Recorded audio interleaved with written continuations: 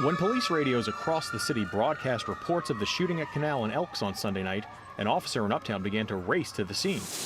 But at Napoleon and Daniil, he clipped a Jeep, slammed into a tree, and flipped over. It was a very loud crash. Ryan Bird lives on Napoleon, and he heard it happen. He raced outside to find the car crushed, almost beyond recognition. Didn't know it was a police officer at the time. When I ran towards the car and just seeing how mangled it was, my first thought that if that person survived at all, they're going to be hurt pretty bad. Every second counted since the car was on fire. I've responded to some accidents before, but the fire kind of made you think we need to get him out of the car soon, because you don't know if it's going to spread, you don't know if it's going to get worse, you don't know if the car is going to explode. He says the only choice was to do what he and another man could to get the officer out.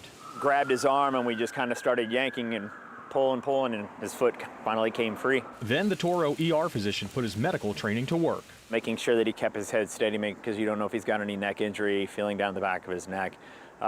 Just kind of asking him questions, deciding on, whether he has a head injury, checking pulses throughout. Miraculously, the officer was fine. He actually asked about the other car, making sure everybody was okay there. He seemed very concerned about everyone else too, even though he just pulled him out of a car that looked the way it did. If eyewitness accounts aren't enough to let you know how bad this crash was, parts of this police cruiser are in the trash today, including the front bumper. On Monday, Mayor LaToya Cantrell issued a statement updating the officer's condition.